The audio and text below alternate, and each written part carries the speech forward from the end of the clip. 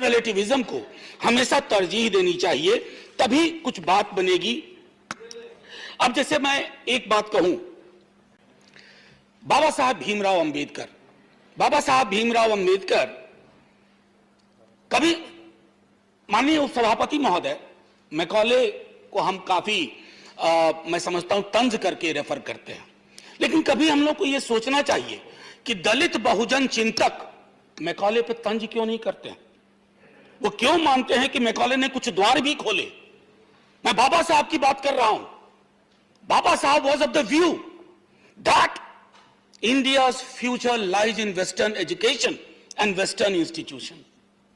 तो बाबा साहब पर तो माला पहनाई जाए, उन पर फिल्में बनाई जाए, लेकिन उनके विचारों को आत्मसात ना किया जाए, क्योंकि आपके एथनोसेंट्रिक अप्रोच को बाबा साहब चैलेंज करते हैं, उसको धूल धूसरित करने की कोशिश करते हैं। ये इस तरह के कॉन्ट्रडिक्शन में मैं समझता हूं, न सिर्फ खुद इन कॉन्ट्रडिक्शन का बाबा साहब ने जिक्र किया, बल्कि इन कॉन्ट्रडिक्शंस को एक आंदोलन, उन्होंने बिला वजह नहीं कहा था sir, educate, agitate and educate. Why?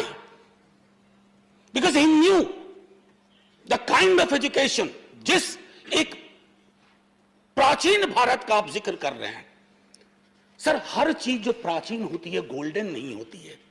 हम लोग सबको बताया गया कि Gupta period was the golden period of Indian history. जब फिर गौर से पढ़ा तो पता चला कि स्लेवरी तो वहीं आई थी, विमेन के स्टेटस में डिटोरिएशन वहीं हुआ। सो थ्रू यू सॉ, अगर इस सदन को, हम सबको कोई व्यवस्था बहाल करनी है ना, the golden period shall be in the future which we shall take, if not possible we shall snatch. इस नजरिए से मैं चाहता था कि एक बात रखूं सर। अतीत, अक्सर हम नॉस्टैल्जिया में जाते हैं, नॉस्टैल्जिया में कहते हैं कि प्राचीन काल में ऐसा था, प्राचीन काल में वैसा था। अब मैं जरा पेरियार को कोट करना चाहता हूं। उत्तर भारत में अभी भी बहुत कम लोग, सिवाय नाम के, उनकी रचनाओं को लोगों ने नहीं पढ़ा है। सर, ये एक किताब है सच्ची रामायण, ये बैन कर दी गई थी, उनकी कई और किताबें भी बैन हुई। तो बैन होने के बाद जब लोगों ने संघर्ष किया, और तो पेरियार के बारे में इलाहाबाद उच्च न्यायालय ने क्या कहा, यह हम सबको जानना है। राकेश जी, मैं आपके समक्ष रखता हूं। हमें यह मानना संभव नहीं लग रहा है कि इसमें लिखी बातें आर्य लोगों के धर्म को अथवा धार्मिक विश्वासों को चोट पहुंचाएगी। लेखक का उद्देश्य जानबूझकर हिंदुओं की भावनाओं को ठेस पहुंचाने की बजाय अपनी जाति के साथ हुए अन्याय को दिखलाना भी तो हो सकता है। निश्चय ही ऐसा करना असंवैधानिक नहीं माना जा सकता है। ये इलाहाबाद उच्च न्यायालय का। क्या पेरियार और मैकॉले को, पेरियार का क्या मानना था, क्या हमें उस पर नहीं देखना चाहिए? बाबा साहब का क्या मानना था? क्यों ऐसा होता है कि हमारी संकल्पना प्राचीन भारत की, जो हमारे तमिलनाडु के साथी भी कह रहे थे, शिवदासन भी कह रहे थे, हमारी संकल्पना उत्तर प्रदेश, मध्य प्रदेश, राजस्थान, ये जो काउ बेल्ट है, इसकी संकल्पना को ही हम प्राचीन भारत की संकल्पना मानेंगे? तो कैसे होगा एक भारत श्रेष्ठ भारत? एक भारत श्रेष्ठ भारत के लिए कश्मीर से कन्याकुमारी, अगर आप कहते हैं भारत एक है, तो सांस्कृतिक विविधता और बहुलवाद के आधार पर बिना एथनोसेंट्रिक अप्रोच के हमें आगे बढ़ना होगा। सब 2 मिनट और लूंगा। आज आप बोलिए। जी सर। सर, आज शुक्रवार है,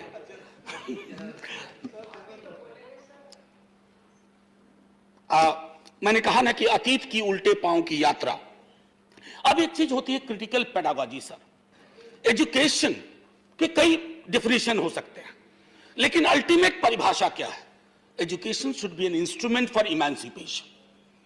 वो लोगों को आजाद करे कई तरह के बंधनों से, वैचारिक बंधन हो, धार्मिक बंधन हो, या किसी प्रकार के बंधन हो।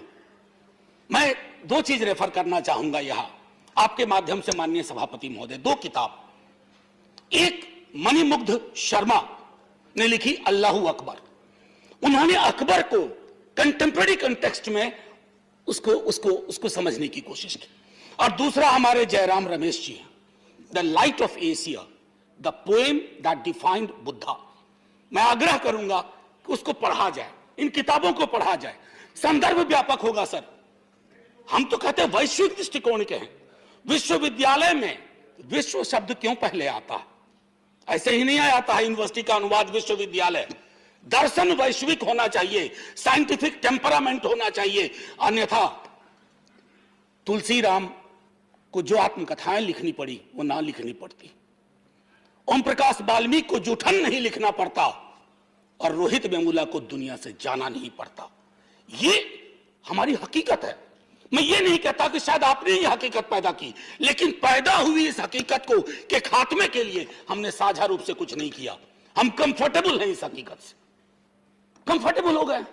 अरे जाति है कि जाति नहीं, स्वीकार कर लिया। क्यों नहीं जा रही है? यानी कि ये प्रिविलेज का बंटवारा है। जो प्रिविलेज्ड हैं उनको खुशी है कि रिचुअल सिंबॉलिक बातें बोल करके बाकी बनी रहे जाति। इसी सदन में जितने लोग होंगे उनमें से कई को शिक्षा के लिए जो संघर्ष करना पड़ा होगा, हम में से बहुतों को नहीं करना पड़ा। राकेश जी को नहीं करना पड़ा होगा, मुझे नहीं करना पड़ा, क्योंकि वो जो अंग्रेजी की कहावत है ना, एक line, there is nothing in name.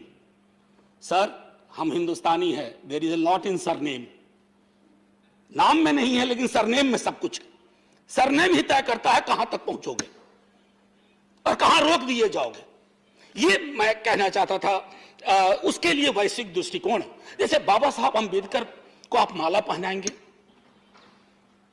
अप्रैल के महीने में कई आयोजन होंगे, ये नहीं सोचेंगे कि जॉन डुवी का क्या इन्फ्लुएंस था बाबा साहब पर। जॉन डुवी से बाबा साहब को अलग कर देंगे, कुछ हासिल नहीं होगा। फिर ये यूं ही बात हो गई ना कि मेरे दादा को एक हाथी था, हाथी मर गया, लेकिन मैं इस हाथी के सपने में आज भी कविताएं लिख रहा हूं ना। उस प्रवृत्ति से बचना होगा। फिर मैं कहना चाहता हूं सावित्री बाई फुले ने मैकॉले के बारे में क्या कहा, मॉडर्न एजुकेशन के बारे में क्या कहा, इंग्लिश इंस्टीट्यूशन और एजुकेशन के बारे में क्या कहा। पेरियार, सावित्री बाई फुले, ज्योतिबा फुले, बाबा साहब भीमराव अंबेडकर, आप एक साझा सोच देखिए।